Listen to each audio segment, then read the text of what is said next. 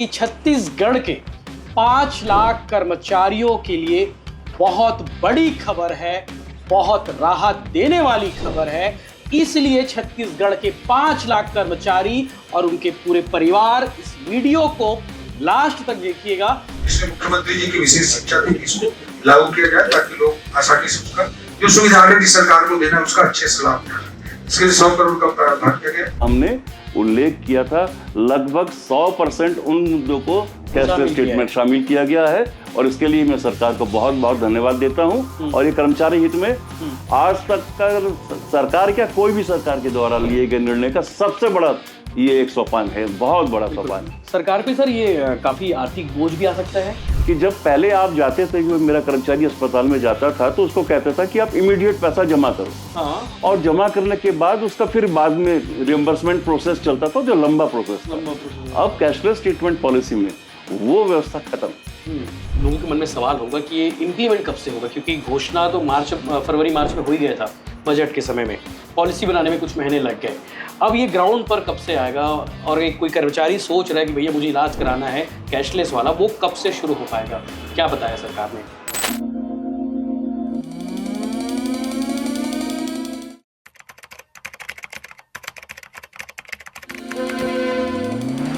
नमस्कार, जय जोहार, जय छत्तीसगढ़। मैं यशवंत साहू और आप देखना शुरू कर चुके हैं भिलाई टाइम्स और मेरे साथ है राजेश चटर्जी सर, प्रांताध्यक्ष हैं छत्तीसगढ़ प्रदेश शिक्षक फेडरेशन के।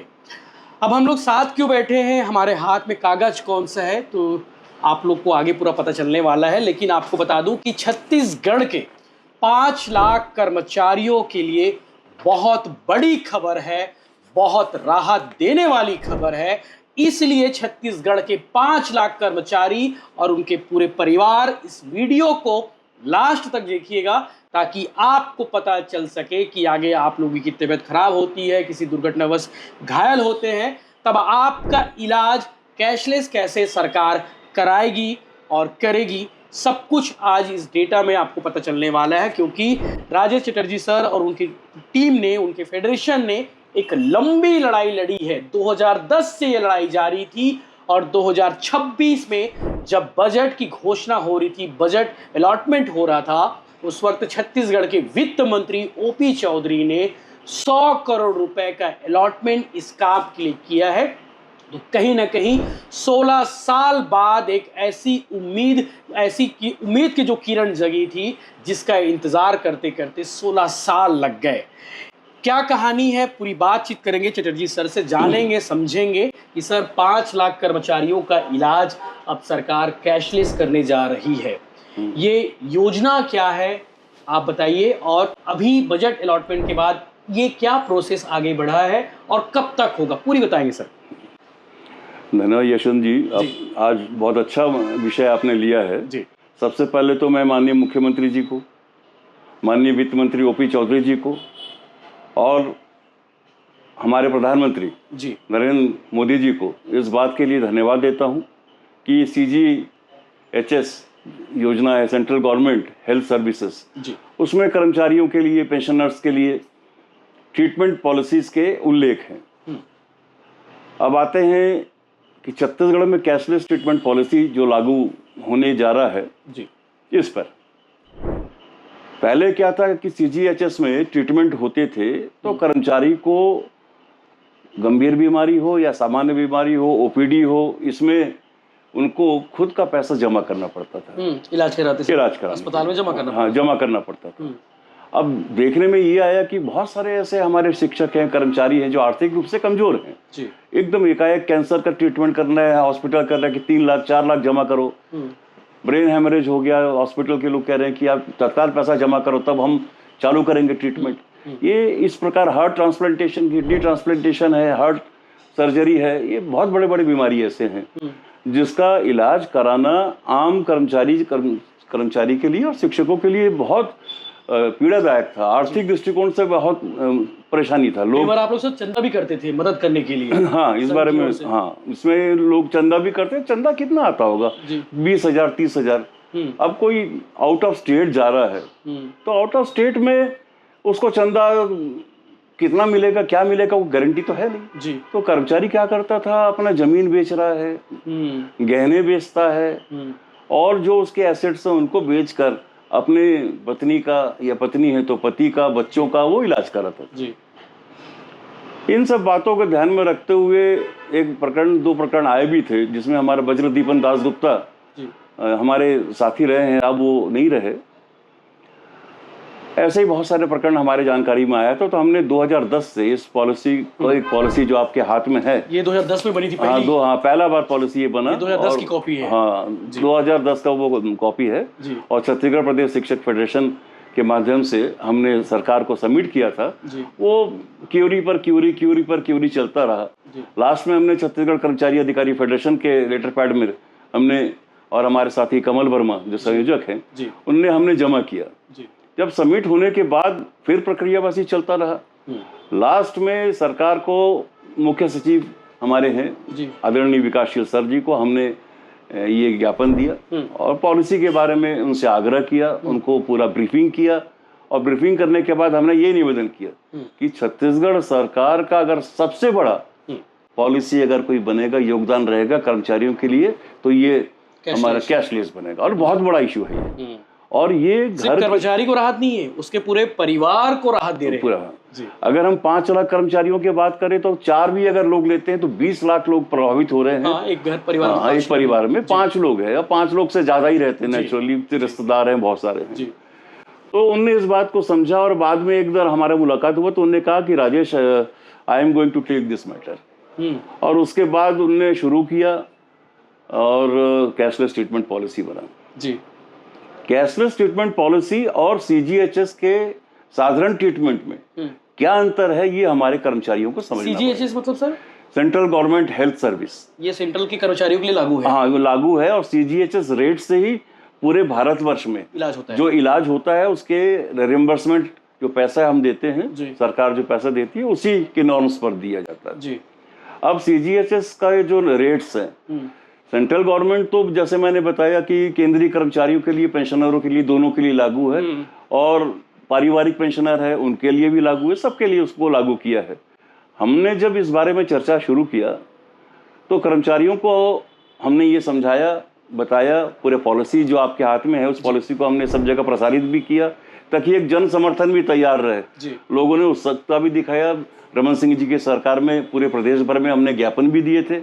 ये प्रक्रिया चल रहा है, बहुत सारे संगठन इसमें हैं जिन लोगों ने भी बहुत अच्छा काम किया, पहल किया, उन लोगों ने भी, उनको भी मैं धन्यवाद देना चाहता हूँ। सबकी लड़ाई थी, सबकी लड़ाई, ये सबकी लड़ाई है, किसी एक का लड़ाई नहीं है। लेकिन हमने पॉलिसी जो बना के दिया कि सरकार को क्या करना है, क्या चेंजेस करना है वर्तमान ट्रीटमेंट पॉलिसी में, और किस प्रकार हम ऑनलाइन इसका रिम्बर्समेंट कर सकते हैं, इसका जांच पड़ताल कैसे कर सकते हैं, कौन कौन से नियमों में इसमें परिवर्तन करना पड़ेगा, वो डिटेल हमने लिख के पूरा खाका बना के, देखिए लास्ट में वो लिखा हुआ, आप चाहे दिखा भी सकते हैं, लास्ट वाला जो मुद्दा है। हाँ, ये पूरा खाका हमारा बना हुआ है, कितने कर्मचारी हैं, क्या है, ये उद्देश्य क्या है, योजना के तहत सरकार को क्या करना है, ये सारा बात बताया हमने। ये भी पॉइंट टू पॉइंट एक एक चीज है, और बहुत खुशी की बात है कि अभी जो कैशलेस ट्रीटमेंट पॉलिसी बना है, हमारे जो ज्ञापन में जिन बिंदुओं का हमने उल्लेख किया था, लगभग 100% उन मुद्दों को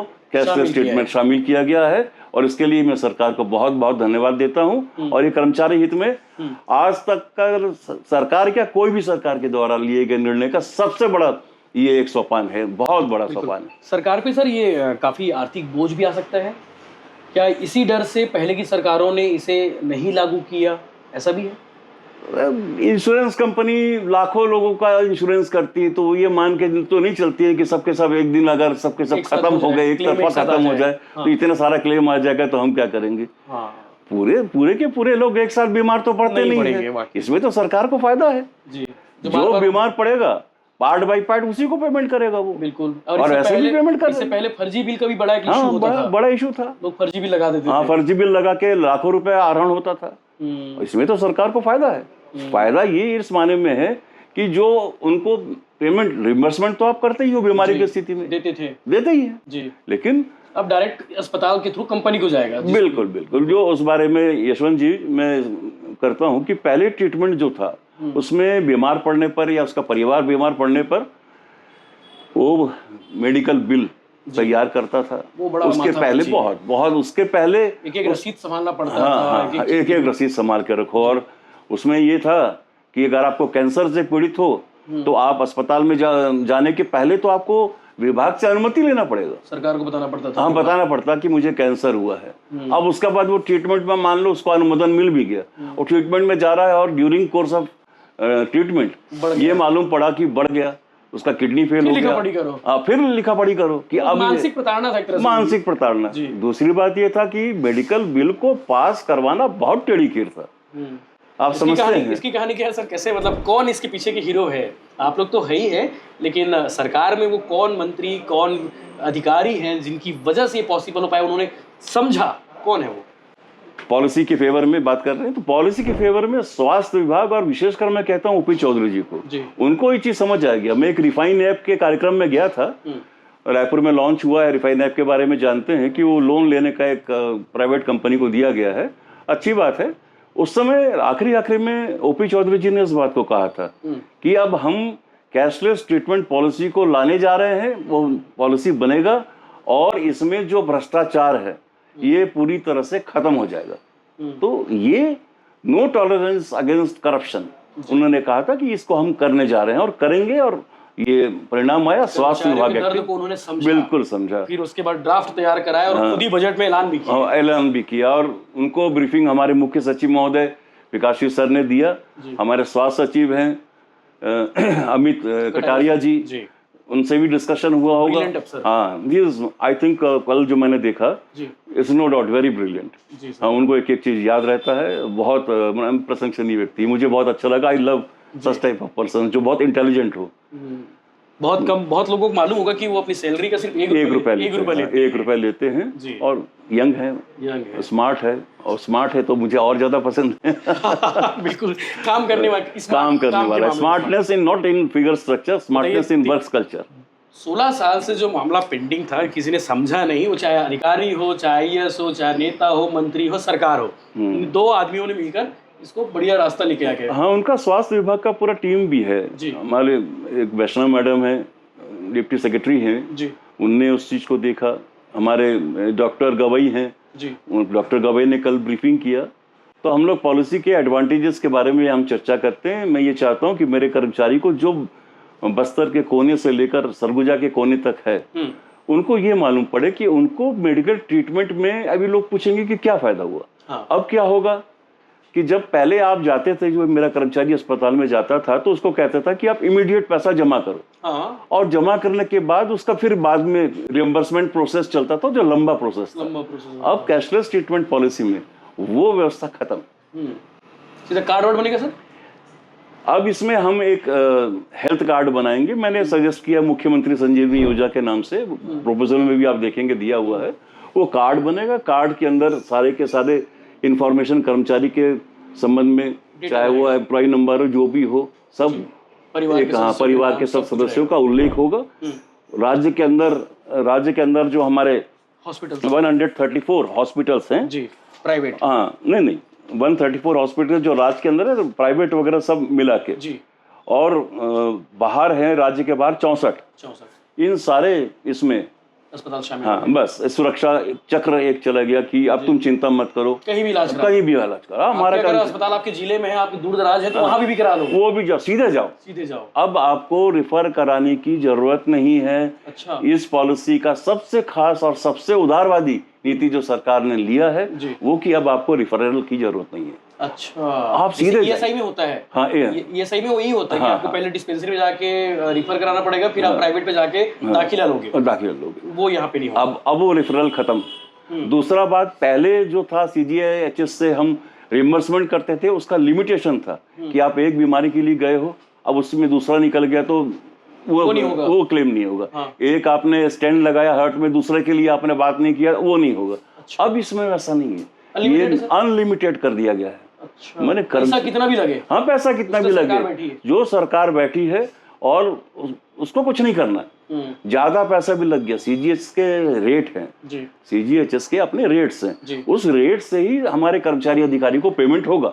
अगर ज्यादा हो गया तो उसको मैनेज करेंगे बाद में जी। लेकिन प्रारंभिक तौर पे सरकार ये गारंटी दे रही है कि मैं तुम्हारे साथ हूँ, सरकार तुम्हारे साथ जी। है और तुम्हारे परिवार का ट्रीटमेंट का जितना भी खर्चा आएगा वो ऑनलाइन सरकार उस अस्पताल को पेमेंट करेगी, कर्मचारी को नहीं दे रही। अच्छा, आपको लफड़ा बीच में आना ही नहीं आपको है। बिल्कुल नहीं है, आप सीधे ट्रीटमेंट आप कराओ, अस्पताल के उसमें बिल्कुल चले आप जाएंगे। बोरिया बिस्तर लो, अपना ट्रीटमेंट कराओ और वहां पर ये बढ़िया चीज बताया सर, आके तो, वापस तो जैसे कि आयुष्मान कार्ड में होता है ना 5 लाख से ज्यादा इलाज नहीं करा सकते, एक कैपेसिटी होता है। हाँ हाँ, इसमें कैपेसिटी नहीं है। इसमें लिमिट नहीं है और इसमें तो आयुष्मान कार्ड के अंदर के भी जो हॉस्पिटल्स दिए हुए हैं, जी। आयुष्मान योजना के तहत जो अस्पताल है वो भी सम्मिलित अच्छा, ये भी अच्छी बात है ना। प्राइवेट हॉस्पिटल जो गवर्नमेंट से रिकॉग्नाइज्ड है, शासकीय अस्पताल है, वहाँ भी है। इसमें सर एक परिवार के साथ कर्मचारियों के परिवार की ओर से एक सवाल आएगा कि क्या कर्मचारी के परिवार भी इसमें शामिल होंगे या फिर उनकी पत्नी, उनसे आश्रित लोग शामिल होंगे, कौन होंगे इसमें? जो कर्मचारी है जी, पति पत्नी शामिल रहेंगे जी। उसके अवयस्क बच्चे शामिल रहेंगे 24 साल से कम वाले, हाँ, उनकी बहन शामिल रहेंगी, उनके माता पिता शामिल रहेंगे, बहन जब तक शादी ना हो, हाँ, जब तक शादी ना हो जी। वो रहेंगे। जी। और अगर मान लीजिए कि बहन का तलाक हो गया और वो उन पर आश्रित है, हाँ, मैके में आ गई, तो उनका भी पूरा ट्रीटमेंट पूरा कवर होगा। परिवार की परिभाषा छूट तो नहीं रहे सर इसमें?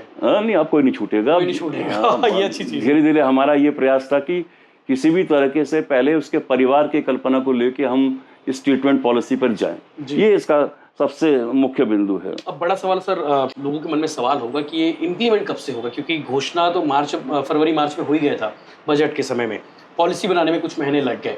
अब ये ग्राउंड पर कब से आएगा? और एक कोई कर्मचारी सोच रहा है कि भैया मुझे इलाज कराना है कैशलेस वाला, वो कब से शुरू हो पाएगा? क्या बताया सरकार ने? सरकार के इस बारे में अभी तक जो हमको समझ आ रहा है उसमें ये है कि पहले तो ये पॉलिसी यशवंत जी मंत्रिमंडल में जाएगा, कैबिनेट में जाएगा और कैबिनेट में जाने के बाद उसके आदेश जारी होंगे। अब लोग की विधानसभा में इसका बजट प्रावधान कर दिया गया है, तो हम ये मान के चल रहे हैं कि विधानसभा में किए गए जो घोषणा का डेट है उस तारीख के बाद ये इम्प्लीमेंट हो जाना चाहिए। हाँ, ये इम्प्लीमेंट हो जाना चाहिए। राजपत्र अगर प्रकाशित, हाँ, राजपत्र में प्रकाशित होगा। अब देखते हैं हाँ, नई पॉलिसी है, राजपत्र में इसको कब से इम्प्लीमेंट करते हैं वो अभी देखने वाली बात होगी। ज्यादा लेट तो नहीं होगा सर, क्योंकि कर्मचारियों से जुड़ा विषय है और सरकार नहीं चाहेगी कर्मचारी लोग नाराज हो, क्योंकि पंगा सर कर्मचारियों से लेते हैं वो सरकार निपट जाती है, ये बात भी है। नहीं, सरकार को समझना चाहिए जी, कर्मचारी वो वर्ग होता है, टीचर वो वर्ग होता है जो गांव के एक एक विकास खंडों में है जी, और उनका परिवार वहीं रहता है। वही सरकार है, और वही सरकार का चेहरा वही है, सरकार का चेहरा वही है। आप किसी भी विभाग के कामकाज को देख लो, अगर वो कर्मचारी वहाँ के कामकाज को एक नंबर नहीं कर पा रहा है, नहीं करता है, तो सरकार का नाम कैसे हो रहा है? नाम कैसे हो रहा है? तो सरकार असल में वो निचले स्तर का कर्मचारी से लेकर ऊपर स्तर के अधिकारी तक हैं, जिनके सर आईएएस से लेकर चपरासी भी शामिल है इस योजना में। अभी शासकीय सेवक का बात हो रहा है, सब आईएएस लोगों का फैसिलिटी बहुत ज्यादा है। अच्छा। और उनको भी इसमें इन्वॉल्वमेंट है, इसलिए और ज्यादा रुचि ले रहे हैं। अच्छा। क्योंकि सेंट्रल गवर्नमेंट का पॉलिसी है सीजीएचएस, और सेंट्रल गवर्नमेंट के अधीन आईएएस हमारा है। अब वो भी देख रहा है कि मुझे अगर अचानक हार्ट अटैक हो गया, मुझे अगर कि मेरा किडनी फेल हो गया और ये पॉलिसी बन जाएगी तो उसका लाभ मुझे भी मिलेगा। इसलिए नहीं, कोई नहीं चाह रहा है, सब चाह रहा है कि तुरंत जितना जल्दी हो सके जिसके टेबल पे फाइल जाएगी वो भी इसमें लाभान्वित होंगे। वो दौड़ के आ रहा है। अभी क्या ई ऑफिस लागू हो गया है। ई ऑफिस में क्या है कि आज आपने प्रस्ताव भेजा और शाम तक वो वापस आ जाता है, साइन होके वापस आ जाता है, डिजिटल सिग्नेचर है जी। ये इसमें साहब बैठ के हेलीकॉप्टर में जो पैड में साइन करते हैं ना, वो यही है। हाँ, बिल्कुल तो ई ऑफिस के साथ है। मैं इस योजना में शिक्षकों की सर संख्या कितनी होगी अभी प्रदेश भर में? शिक्षकों की संख्या सबसे ज्यादा है, सबसे ज्यादा है, कम 2.5 लाख से ऊपर तो शिक्षकों की संख्या है। सबसे ज्यादा लाभान्वित होने वाले जो संख्या, और सबसे ज्यादा अगर मास बोलेंगे, लाभान्वित होने वाला बात करेंगे तो ये शिक्षा, हमारे और शिक्षा विभाग के जो कर्मचारी वो सबसे ज्यादा है जी। जिस गांव में, हर गांव में आप जाओगे यशवंत जी, आपको एक स्कूल मिल जाएगा, लेकिन आपको हर गांव में कोई दूसरा ऑफिस नहीं मिलेगा, बाबू नहीं मिलेंगे, शिक्षक मिलेंगे, शिक्षक जरूर मिलेंगे। तो ये बात है, बड़ी राहत वाली, ये बहुत बड़ी राहत है जी।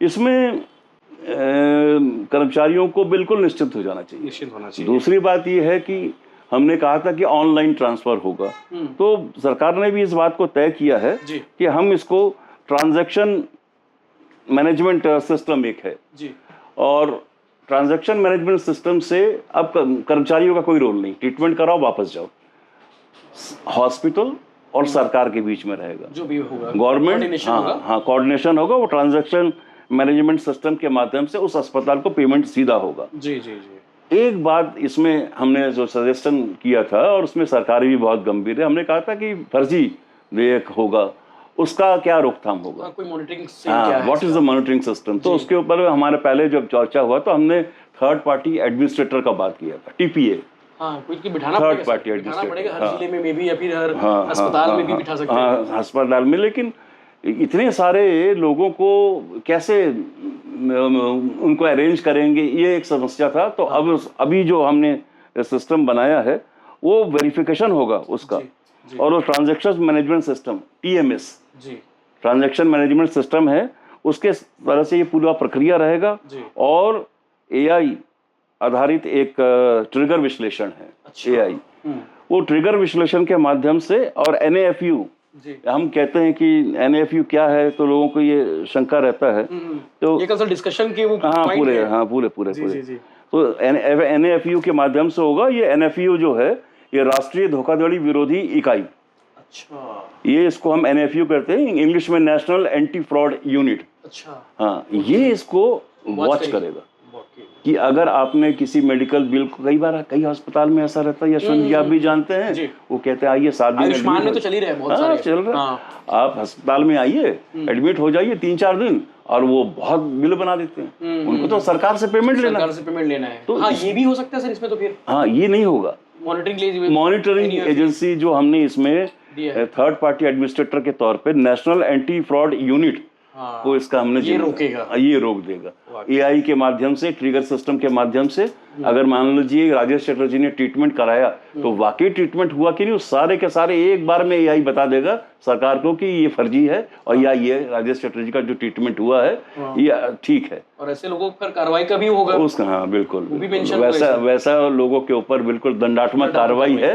तो मेरा ये निवेदन रहेगा कि जो लोग पहले फ्रॉड करते रहे हैं या जो कुछ गलत करते थे, ये बहुत मुश्किल से 1% 2% लोग होंगे जो फर्जी बिल बनाते हैं। 99% 98 से 99% लोग पीड़ित जो रहता है वही अस्पताल जाता है। किसको शौक पड़ा है कि मेरा हार्ट खराब है, मेरा किडनी खराब है ना।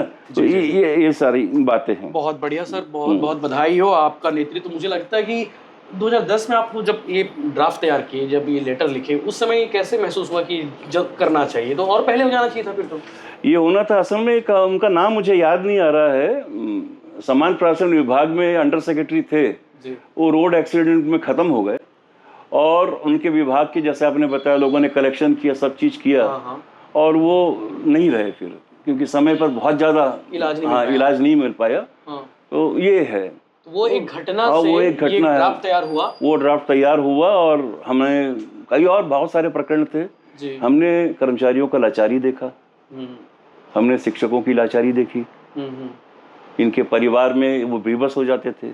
कोई अपने गांव का ट्रैक्टर बेच रहा है, कोई अपने खेत बेच रहा है, कोई अपना मकान गिरवी रख रहा है।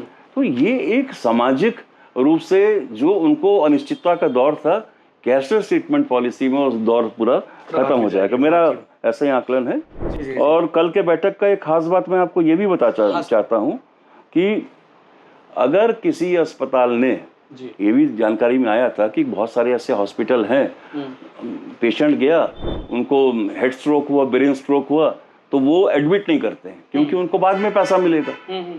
पहले इग्नोर करते हैं, हाँ इग्नोर करते हैं कि आप पैसा, हाँ आप तत्काल पहले पैसा जमा करो। तो ये पॉलिसी ये था कि तत्काल मेडिकल हेल्प देने के लिए कैशलेस ट्रीटमेंट पॉलिसी सरकार ने ये कहा है। और कल हमारे कटारिया साहब ने बिल्कुल स्पष्ट कहा है कि अगर किसी अस्पताल ने मना किया तो अस्पताल प्रबंधन जेल जाएगा और उस अस्पताल का लाइसेंस रद्द होगा। वाकई में ये अपने आप में बड़ी चीज है, ये भी जरूरी था। मतलब वो सारे एलिमेंट्स आप लोगों ने कल कवर कर लिए, बैठक में डिस्कस कर लिए हैं, हाँ। जो आने वाले समय में एक ड्राफ्ट बनकर एक आएगा, हाँ, बिल्कुल उसके बाद फाइनल हो जाएगा, हाँ, बिल्कुल बिल्कुल। चलिए, सरकार से अनुरोध करते हैं कि जल्दी जल्दी कर्मचारियों के इस महत्वपूर्ण मसले को आगे बढ़ाइए, क्योंकि 5 लाख कर्मचारियों से जुड़ा है, 5 लाख कर्मचारियों के परिवार से जुड़ा विषय है। 20 लाख और 20 लाख आप कह सकते हैं। और 2010 से ये मसला चल रहा था। मौजूदा सरकार ने समझा, और मौजूदा मुख्यमंत्री ने समझा, मौजूदा वित्त मंत्री ने समझा, जिनके खाते से, जिनके विभाग से पेमेंट जाएगा, और मौजूदा सेक्रेटरी जो हेल्थ सेक्रेटरी साहब है, उन्होंने समझा कर्मचारियों के दर्द को। और फाइनली एक ड्राफ्ट तैयार हुआ है, पेंशनर के बहुत जल्द लागू हो जाएगा। पेंशनर के बारे में हमने ये कल आपके हाथ में ज्ञापन है, हमने गवर्नमेंट ऑफ इंडिया का जो अपना CGHS का एक परिपत्र हमको मिला था 3/10/25 का, उसमें सेंट्रल गवर्नमेंट में गवर्नमेंट सर्वेंट्स पेंशनर्स को भी शामिल किया। हमने आग्रह किया है कि सबसे ज्यादा अगर जरूरत है तो पेंशनर्स को जरूरत है, वृद्धावस्था की स्थिति में है ना, उनकी पत्नी है, बच्चे तो क्या है नौकरी चाकरी पाते हैं और कहते हैं ना कि अपना परिवार देखने की मूड में आ जाते हैं। हाँ, है ना, रिटायरमेंट के बाद उनको छोड़ देते हैं। हाँ, माता पिता से अलग चले जाते हैं। तो हमने इसका आग्रह किया है कि जिस प्रकार CGHS में सेंट्रल गवर्नमेंट का 3/10/25 का एक मेमो है, इस उनको मिलता है ट्रीटमेंट सेंट्रल गवर्नमेंट के एम्प्लॉइज को, स्टेट गवर्नमेंट में प्रोविजन से नहीं है। तो हमने कहा कि इसमें कैशलेस ट्रीटमेंट पॉलिसी में पेंशनर्स को भी शामिल किया जाए। ये बहुत बड़ा। इनकी संख्या कितनी होगी पेंशनर्स? इनका 1.5 लाख है। वो भी शामिल होना चाहिए। हाँ, 1.5 लाख क्या बिगाड़ा है? उन्होंने भी अपना खून पसीना आपके सरकार को दिया, उनको भी शामिल पूरा जवानी उन्होंने लुटाया है सरकार में। अब बुढ़ापे में उनको अकेला छोड़ दोगे तो क्या होगा? वाकई में तो शामिल करना चाहिए।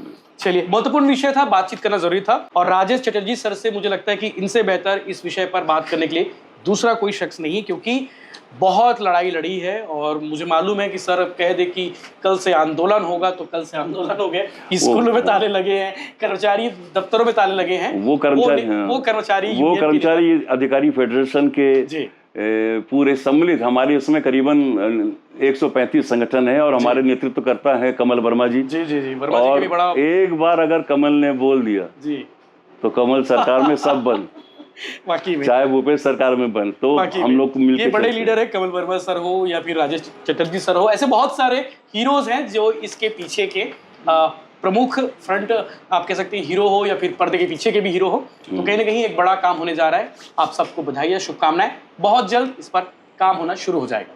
शुरू हो गया है, बस इम्प्लीमेंट हो जाएगा। मंत्री परिषद में अप्रूवल होगा, अप्रूवल होके आएगा और जैसे ही आएगा पूरे प्रदेश में फटाके फूटेंगे। आप देखते रहना, इससे बड़ा उपकार दिवाली उस दिन, सब उस दिन हो जाएगा। चलिए, सरकार जल्दी से जल्दी इसे इम्प्लीमेंट करे। जी, धन्यवाद। जाकर कार्ड देंगे तो उनको पैसा नहीं देना पड़ेगा, सीधा उनका इलाज हो जाएगा।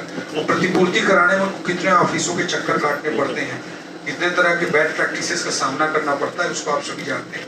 जिसमें मुख्यमंत्री जी की विशेष शिक्षा थी कि इसको लागू किया जाए ताकि लोग आसानी से उसका जो सुविधा ऑलरेडी सरकार को देना है उसका अच्छे से लाभ उठा सकें। इसके लिए 100 करोड़ का प्रावधान किया गया।